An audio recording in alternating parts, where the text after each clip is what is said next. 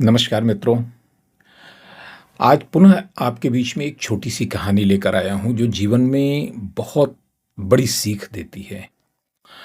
प्रकृति से लगाव होने के कारण मैंने एक छोटी-सी बगिया अपने घर के बाहर बना रखी है, लॉन बना रखा है।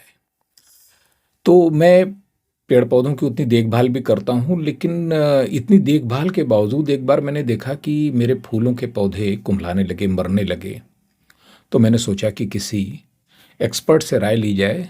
तो मैंने एक पुराने अनुभवी माली को बुलाया और उससे पूछा कि भाई देखो आखिर इसमें क्या है, कोई समस्या हो तो उसे बताओ। उसने जानते हैं क्या कहा? लॉन को पूरा देखने के बाद, पौधों को जांचने के बाद उसने कहा कि साहब इसमें कोई दिक्कत नहीं है, सिर्फ परेशानी ये है कि आप खाद और पानी दोनों ज़रूरत से ज़्यादा दे रहे हैं, जिसके कारण ये पौधे मर रहे हैं। मैं आश्चर्यचकित हो गया कि भला ऐसा भी होता है कि पानी और खाद ज़्यादा मिलने के कारण पौधे मरने लगे। तो उसने एक घटना बताई, माली ने। उसने कहा साहब देखिए, मैं आपको एक सच्ची घटना बताता हूँ, उससे आप अंदाज़ा लगाइएगा।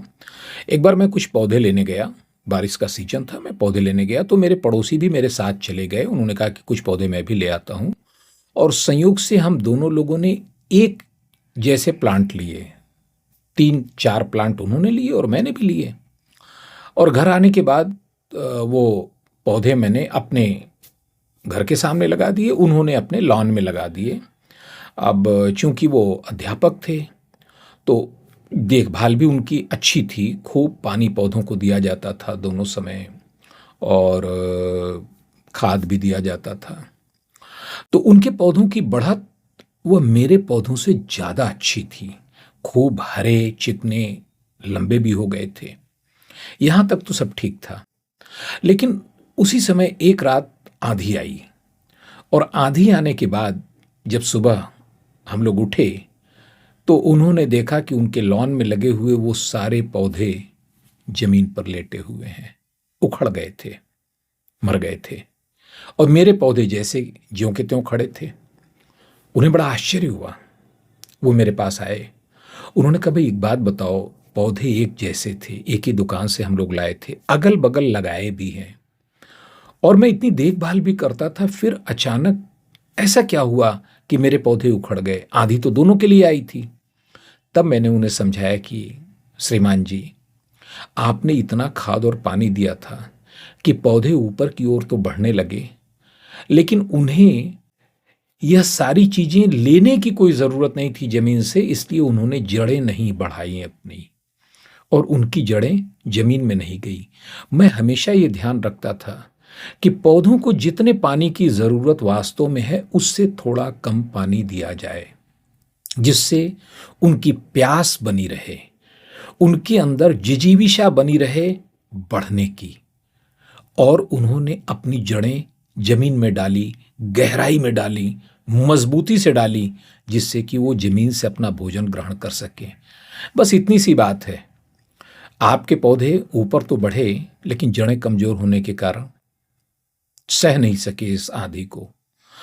दोस्तों, इस कहानी से मुझे याद आया कि आजकल कुछ यही काम जितने पेरेंट्स हैं, वो अपने बच्चों के साथ भी कर रहे हैं।